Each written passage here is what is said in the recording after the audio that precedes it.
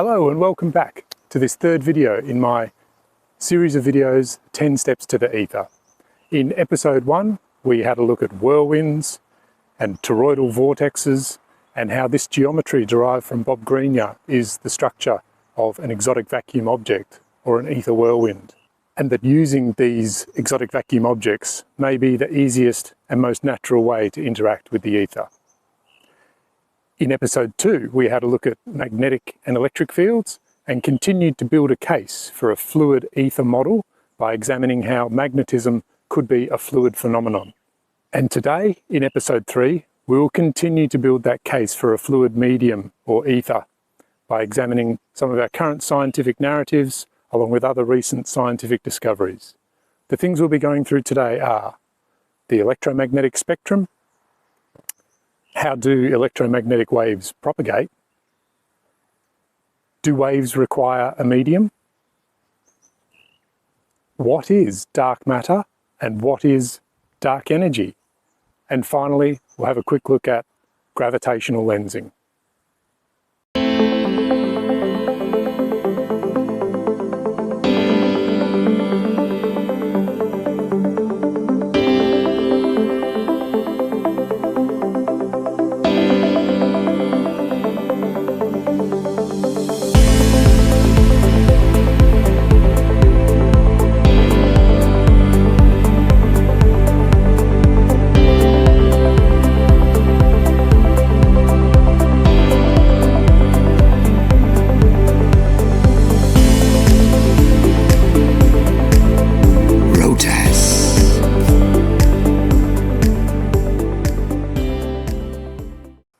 But before we get into that content about dark matter and dark energy today, I wanted to revisit our episode on magnetism, specifically the example where I was talking about a paddle in a stream as modelling a current carrying wire in a magnetic field.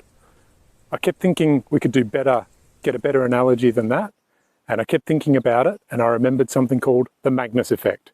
So I'm going to do a quick addendum to that magnetism episode now and talk about the Magnus effect. So the Magnus effect is the phenomenon responsible for a ball spinning through the air. When a soccer player kicks a ball and he curves it into the goal, or when a tennis player hits a ball with a lot of topspin to keep it low to the ground, we have that rotating body flowing through a fluid medium of the air, and that generates a force depending on which way it's spinning through the air. The Magnus effect has also been put to use to build a type of sailing vessel. I believe it's called a rotor sail, where they have these large rotating cylinders, and when they're in the wind, the Magnus effect generates a force that can propel that boat, similarly to a sail. It's also been employed for aircraft. Instead of a conventional airfoil wing, a rotating lifting body is employed to develop the lift for that plane to fly through the air. So how does this Magnus effect relate to electromagnetism? Well, in my research, I remembered seeing the iron filings around a single current carrying wire. And those iron filings show a circular rotation of the magnetic field around that wire. So if we apply our ether fluid model to that instance, we would say that the current carrying wire is generating a circular flow of this medium around it.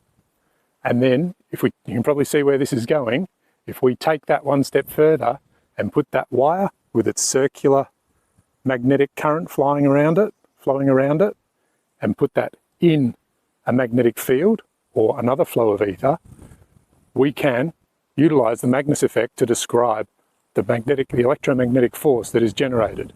Coincidentally, I found that the Magnus effect even has its own right-hand rule, which looks surprisingly identical to the electromagnetic right-hand rule. We can see here with the direction of the spin of the rotating body in the wind and the force it's generated. To me, this was just another really solid data point to help back up our case for a fluid ether model.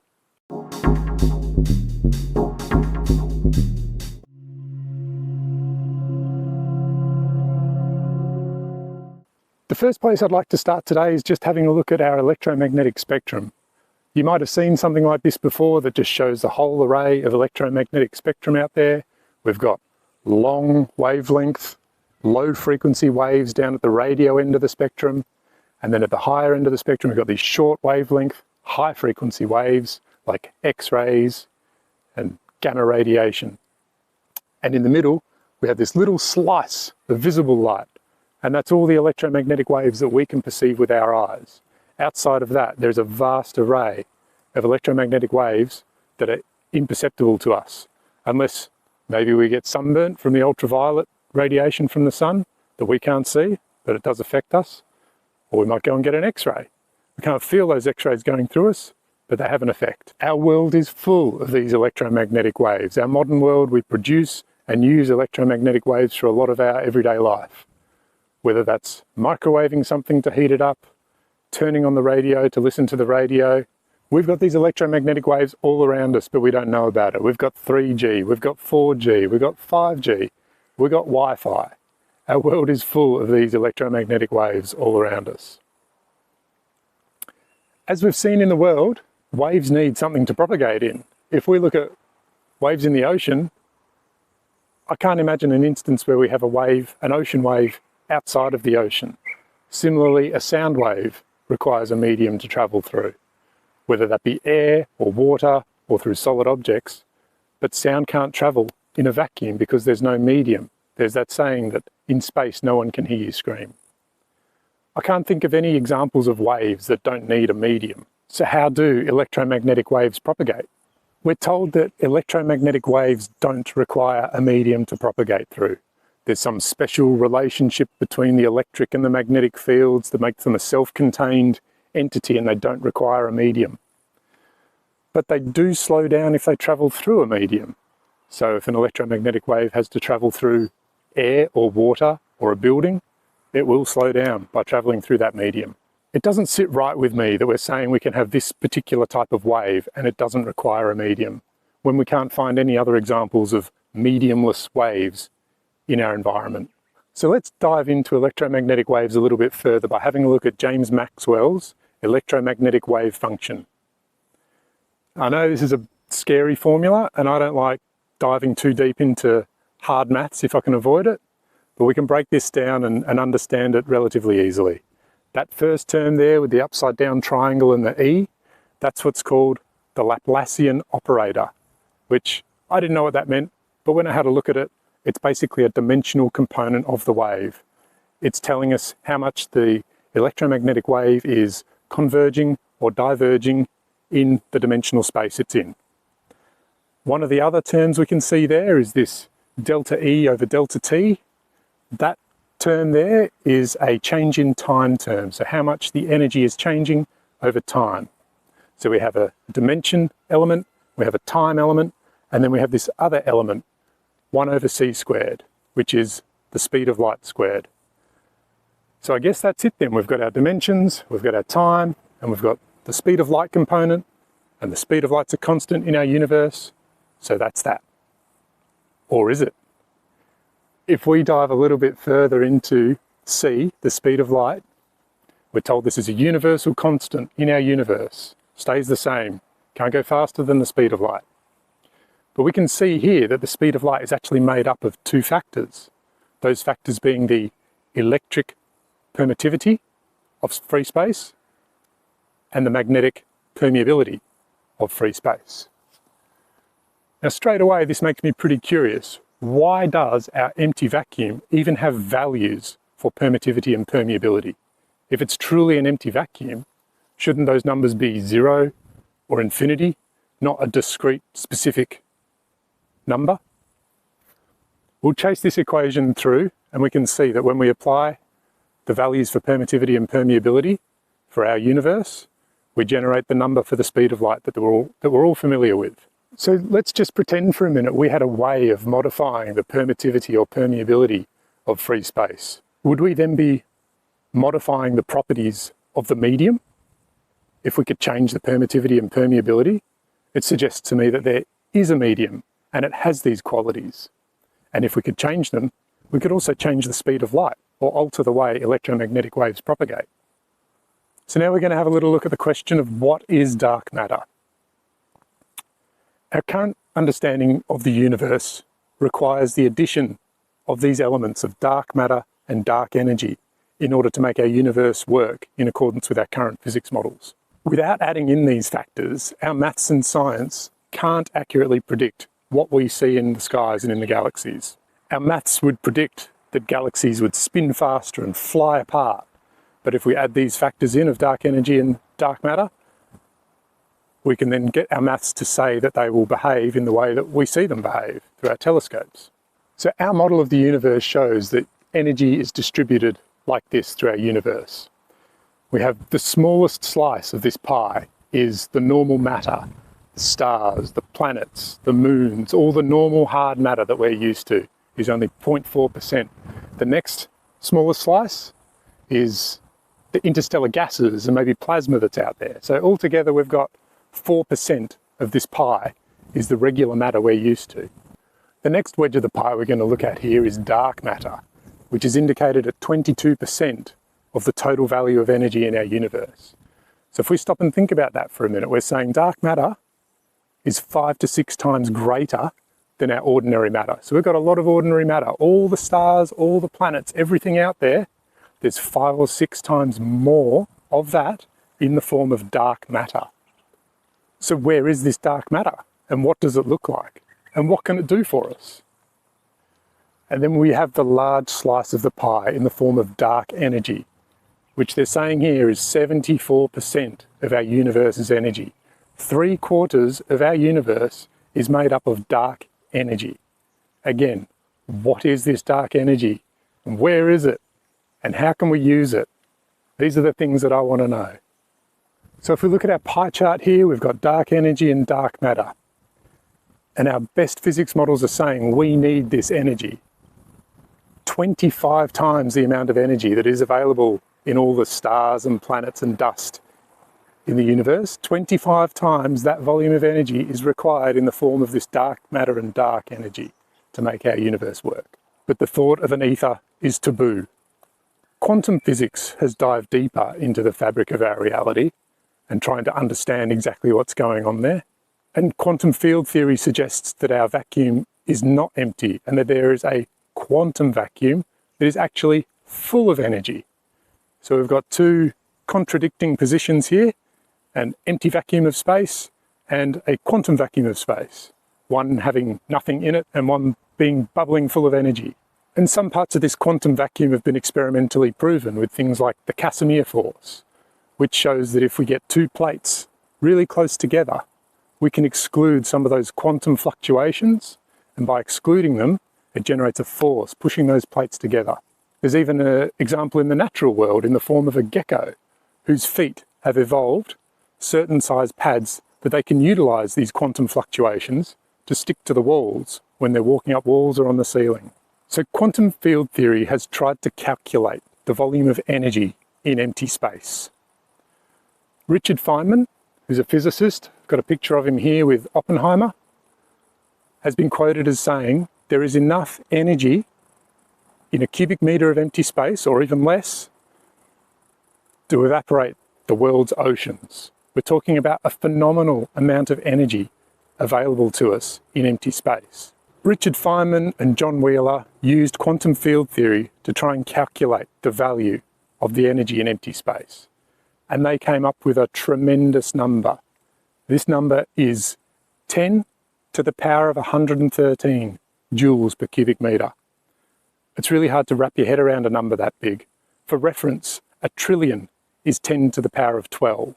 So 10 to the power of 113 is an astronomically large number. And if he's saying there's enough to boil the world's oceans in a small volume, it must be a very big number. This number is so large that conventional physics has rejected it. And they've termed it the vacuum catastrophe. So on the one hand, we're saying we need this tremendous amount of dark energy in order to make our universe work. And then we have these quantum field guys who have come up with a tremendous amount of energy. To me, it doesn't sound like a vacuum catastrophe. I'd reckon I'd call that a vacuum miracle. So we just had a little look at dark energy. What about the dark matter they speak of? The 22% of the universe's energy in the form of dark matter. Well, let's have a look at the cosmic neutrino background. Allegedly, this is a relic left over from the Big Bang. Big Bang happened, apparently, and we have all these cosmic neutrinos just floating around in the background around us. They have very low energy and very low temperature, about 2 degrees Kelvin. So Kelvin's the scale. At 0 Kelvin is absolute zero. Nothing can get colder than 0 Kelvin. So these cold relic neutrinos are just above zero, but they're not zero. They still have a little bit of energy and a little bit of temperature. What is a neutrino? A neutrino is a subatomic particle, a bit like an electron, but it has no charge. I guess that's why it's a neutrino, like neutral, no charge. And ino, very small. So it's a subatomic particle, has no charge, and it has a very small mass, but not zero. Another interesting thing about neutrinos is they can pass through ordinary matter. According to physicist Frank Clothes, a neutrino could pass through a light year's worth of lead and not hit anything. And apparently we have 200 billion neutrinos passing through our body every second. We can't feel them, we can't see them. Scientists have even had a hard time detecting them, but we're told they're out there. Our universe is full of these cold relic neutrinos with a little bit of mass, a little bit of energy, and they can pass through ordinary matter. So there's lots of them out there passing through matter, through planets, through us. They're cold. You could say they're dark because we can't see them, and they have a little bit of mass and a little bit of energy. As we saw last week when we were talking about our superfluid magnetic properties, we spoke about the example of helium, which had been super cooled down to about 2.7 degrees Kelvin, and at that temperature it forms a superfluid condensate. I wonder if these cold relic neutrinos, if they're all at that same low temperature, can they also form a superfluid condensate? And maybe that is the dark matter we've been looking for. And maybe that is the ether. So I've put together a little table here just to summarize some of the characteristics of dark matter and some of the characteristics of dark energy, and then put next to those some of the characteristics of our cold relic neutrinos or our quantum field theory vacuum catastrophe. I might not be a big brain physicist, or I might be a simple civil engineer, but I'd say we've found some pretty good candidates for our dark matter and dark energy right here. Another point I'd like to make in relation to the permeability and permittivity of free space and propagation of electromagnetic waves is the phenomenon of gravitational lensing. So this is a problem cosmologists have when they're observing light that has to travel past a gravitational body. That gravitational body will lens the light around it. Similarly to how I've demonstrated here with a torchlight shining through air and then passing through a water glass. The light passing through the water glass is refracted or bent because it's hitting a different medium. The properties of water compared to air have a different permittivity and permeability. That bends or refracts the light.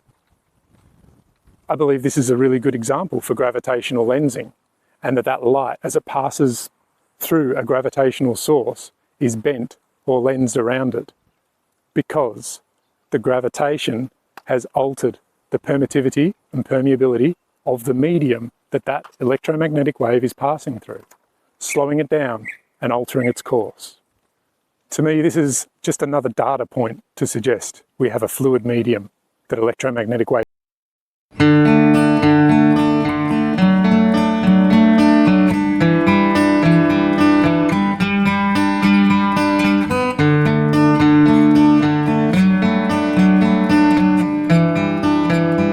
In summary, we are surrounded by electromagnetic waves. We use them in our modern life in all sorts of ways, from communication to cooking our food.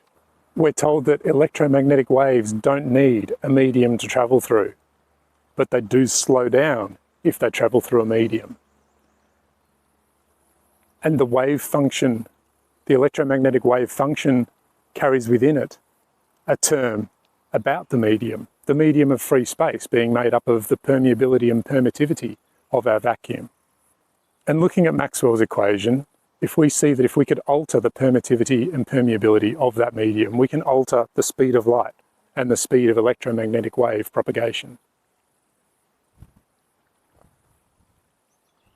Our model of the universe requires the addition of these enormous energy factors in order to balance the model and make it work in accordance with our observations. We require 22% of the pie to be dark matter and 74% of the pie to be dark energy. So in total, that's about 95% of our universe's energy is in these mysterious dark energy and dark matter. And with respect to dark matter, we've found that our universe is full of this cold, dark matter in the form of cosmic background neutrinos or cold relic neutrinos. A cold, dark form of matter that we can't see that fills our universe. And with respect to dark energy, quantum field theory has calculated that the empty vacuum contains an astronomical amount of energy. And our pie chart requires an astronomical amount of energy in the form of dark energy. And gravitational lensing offers an example of medium manipulation, showing how light can be bent, how the properties of the medium of free space can be altered by gravity, affecting the way light travels in free space, suggesting that there is a medium and that medium can be modified. And maybe the likes of Nikola Tesla and James Maxwell were right when they were suggesting the idea of a luminous ether that permeates our entire universe. For this episode's cavitation session, I thought we'd have a look at some footage I've captured where I believe I've seen this process happening in nature. So this toroidal whirlwind EVO process happens naturally when there is charge separation and turbulence. And we will go into this in more detail later on. But just quickly, water is a very special molecule for us to use because it is naturally charge separated. Without having to become a plasma or anything else, the water molecule itself is charge separated. We will go into this later, but what we need to know now is why water can be so special for this process, because it is inherently a little bit charge separated. We have the H2O, so that's 2 hydrogens and 1 oxygen. And we'll put up a molecule here and you'll be able to see that the oxygen molecule has a negative charge while the hydrogen molecules have positive charges. Now, the way the atoms are arranged here, there's a natural separation between the negative and the positive. So when we add the turbulence of flowing water to this, these molecules naturally want to chase each other and start to form these whirlwinds and toroidal structures. And this is how this process occurs in nature. As we've mentioned in earlier episodes, this process can do cold fusion or low energy nuclear reactions. And the outputs of this cold fusion or LENR process tend to favour certain elements, namely oxygen, carbon, silicon, iron, and coincidentally, these are the elements which are most abundant in our Earth's crust. So this is one of nature's purification processes, taking any heavy elements or pollution and transmuting them back down into these stable, abundant elements that are the building blocks of life. So let's have a look at where I think I've captured this process. So this is the first time I noticed plasmoids in nature. I just thought I'd show you where we camped here on a little place called Croppies Beach on the top of Tasmania. Beautiful little spot, particularly excellent because it had this little creek, this freshwater creek running along the northern edge down through the beach and into the ocean. There's a view from our camp, pretty tough spot, and a little shot of the beach with the creek running along the bottom of the rocks there. So the first bit of footage here, we'll just play that through in real time so you can see what's going on. Note the turbulence and tumbling vortex patterns, shadows of whirlpools, maybe some bubbles. First thing we're going to do is have a look at this bubble, although I'm not sure he has a bubble, but he's got this little golden orb underneath him. So we're going to follow that along, this bubble and orb combo. I wonder if the orb is caused by the magnification of light through it. I don't know. But we'll pause just here. We'll see we've got a random golden orb, a couple of toroidal patterns in the water there, and then we'll keep moving on and follow our bubble and orb as they move along to the right here. Just a little bit further along, we get to a point, actually start to diverge. So I guess that little golden orb wasn't caused by the bubble. Makes me very curious about what that was.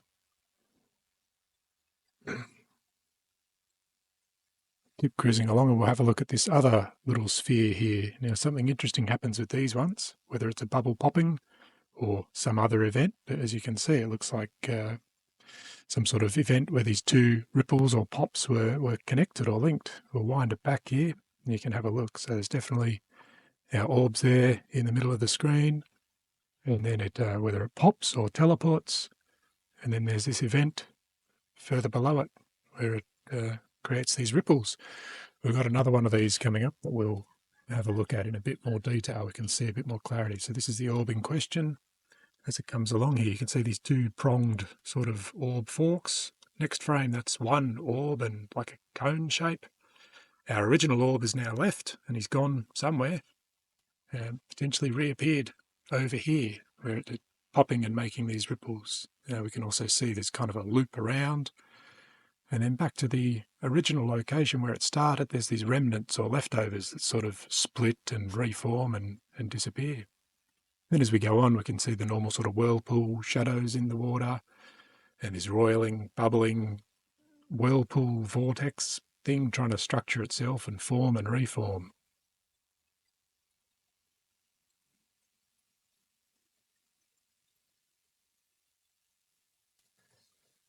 The next bit of footage, this was actually the first time I started looking at the water, so I didn't have the tripod. Excuse the rough work there, but we're going to have a look under the rock at these little golden objects under there. But again, you can see the turbulence in the water and the whirlpool shadows and whatnot. We'll zoom in here and have a look at these little golden, I want to call them plasmoid starfish. I don't know what they are. They don't seem to be linked to any bubbles. They periodically influence the water by popping or doing something and creating ripples. They just seem to mooch about on their own, doing what they're doing. Quite curious, and I'd like to understand what they are. They're definitely not starfish. Oh, and there's our little aquatic Taurus, so we'll have another look at him. He's quite good. He looks exactly like the geometry we've been focused on.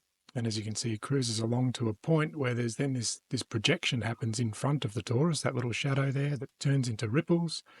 And unfortunately, that seems to signify the end of our little Taurus friend there, and he dishevels into turbulence and smaller Tauruses, I guess. And there, we can see the whirlpool shadows and other turbulent action going on. And this next one here, not too exciting from a plasmoid point of view, but it does have fish, so I thought that was really cool. We're going to have a look at these couple of dots up in the top right of the screen there, particularly the one on the right. You can see it just sort of pops and disappears. Was it a bubble popping? I don't think so, but we'll zoom in and have a little look after our little fishy friends come back.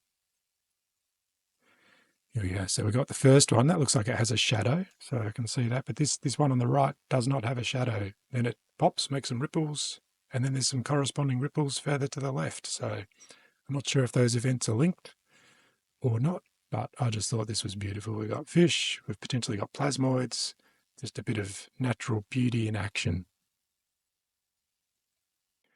In this week's shout out, we'll be doing a historical figure and someone from present day. First of all, let's do a historical figure. We're going to talk about James Maxwell. He was responsible for generating a lot of the electromagnetic ideas and equations we still use today. But he also had some other ideas that we have not fully adopted.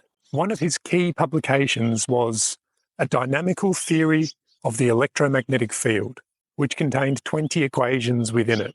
We have subsequently chopped those 20 equations down to 4 that we still use in our science today. By chopping these equations down, we might have excluded some of the intent of his original ideas. I want to note that he published this paper in 1865. That's over 150 years ago. And it really blows my mind to think about the world he would have been living in when he wrote this paper. There would have been no cars, maybe some steam-powered buggies, limited electrical use. The height of communications was the telegraph. And I imagine he could have written this paper under candlelight or a gas lamp. But the fact that he was able to come up with these concepts and ideas, I find absolutely remarkable. I want to read through a couple of little snippets out of his paper here, just to help convey some of the ideas that he had and how that relates to what we've been talking about. When talking about theories of the time, Maxwell states, "In this way, mathematical theories of statical electricity, of magnetism, of the mechanical action between conductors carrying currents, and of the induction of currents have been formed. In these theories, the force acting between the two bodies is treated with reference only to the condition of the bodies and their relative position, and without any express consideration of the surrounding medium."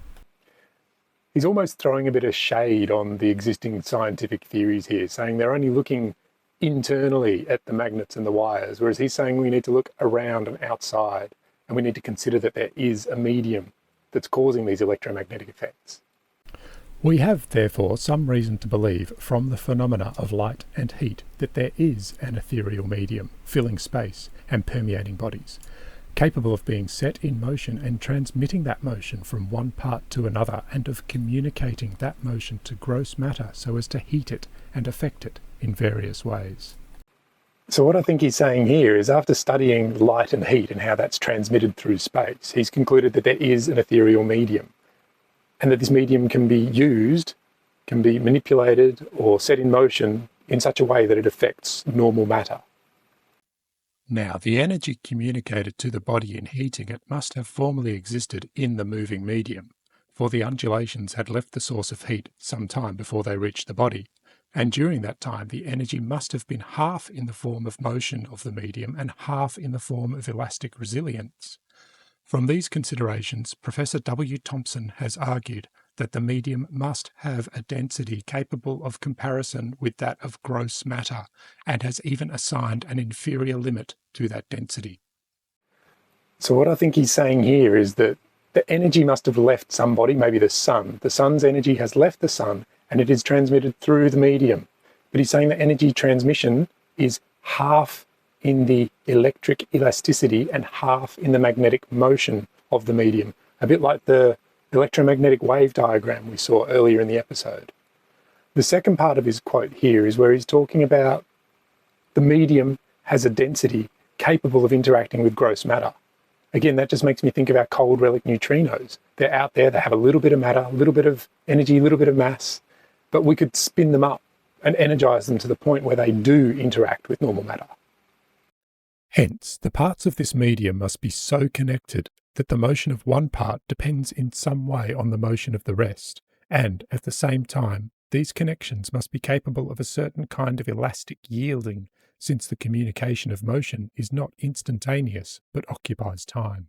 In this one, I can't help but think he's describing the behaviour of a Bose-Einstein condensate, or that other form of matter, which we'll cover in a later episode. But here he's telling us that the motion of one part depends on the motion of the other part. So it's like it is a wave travelling through a medium, and that wave propagates. It takes time, it's not instantaneous. Hence we have a speed of light, because the medium is waiting to be told what to do by the bit before it.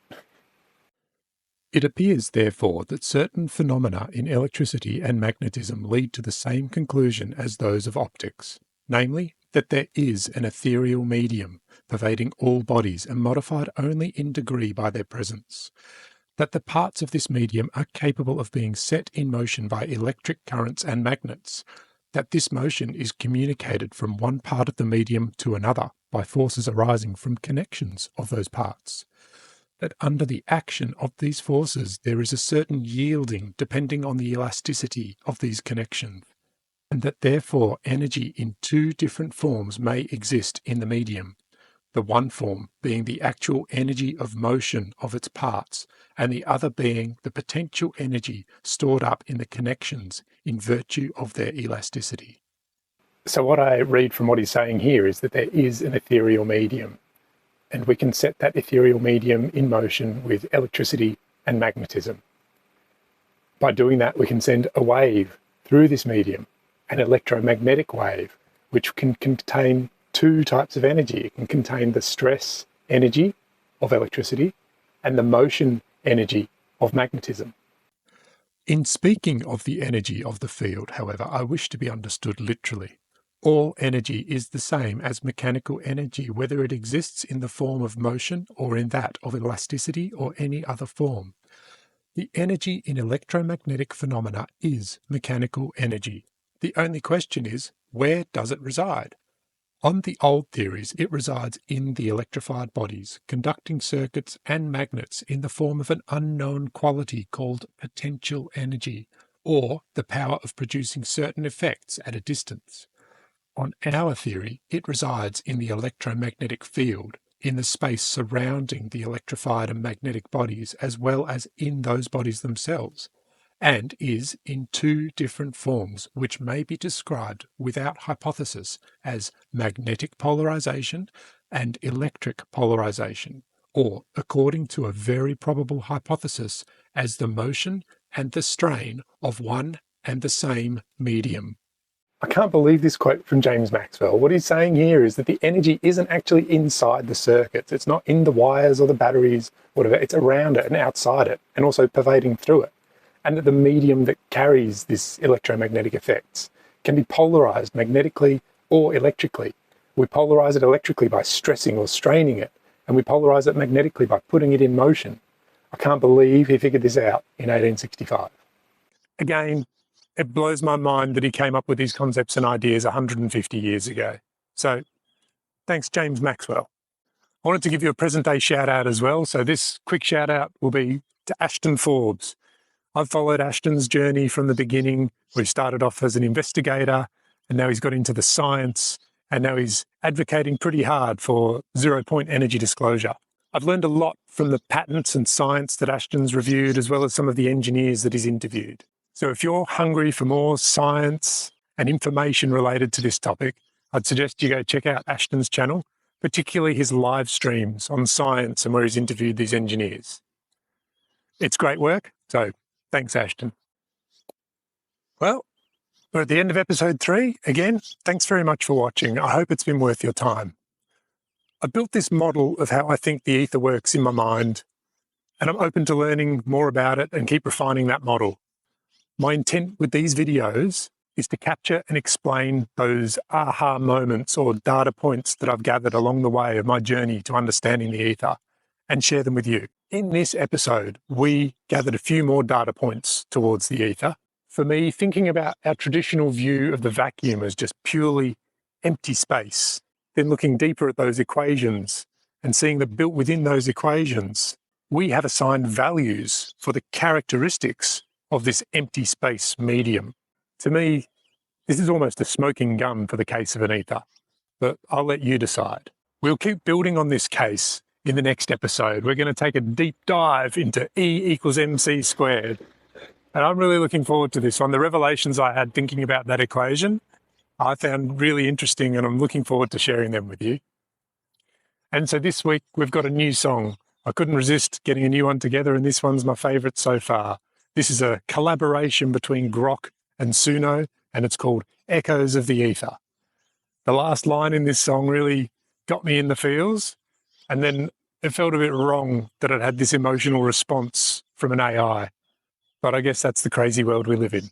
I'll see you next time. Rotas.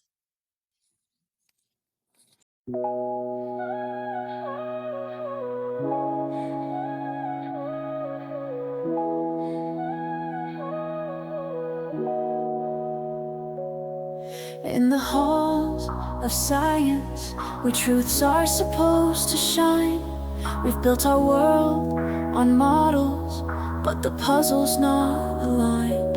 You speak of dark and matter, 95% unseen, yet you scorn the ancient Aether, dismiss it as a dream.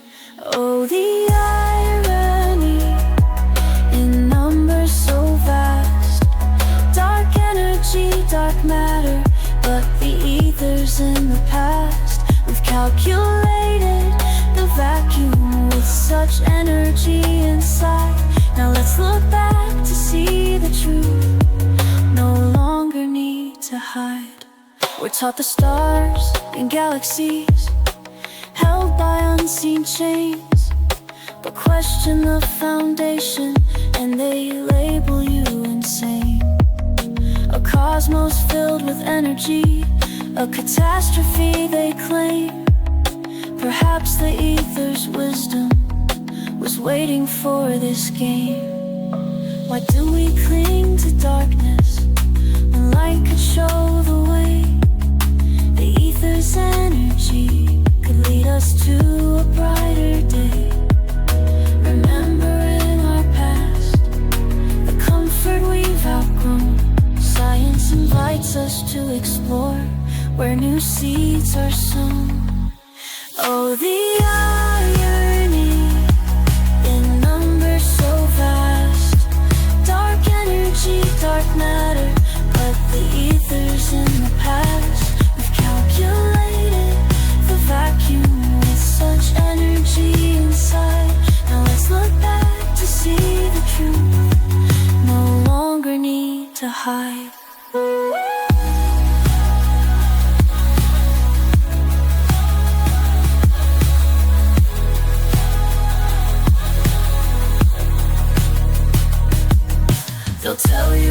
just numbers, a math game in the night. But what if the old ether holds the key to our sight? A universe so vast with mysteries to unfold. Let's weave the past with future for a story yet untold. We'll dare to dream beyond the dark, to where the ether lies, in every cubic centimeter, in the vastness of the skies. The vacuum's energy, a force we'll now embrace. With memories of our past, we'll craft an abundant space for all to thrive in light. With wisdom from the old, our future's bright, our journey bold, with ether's tale retold.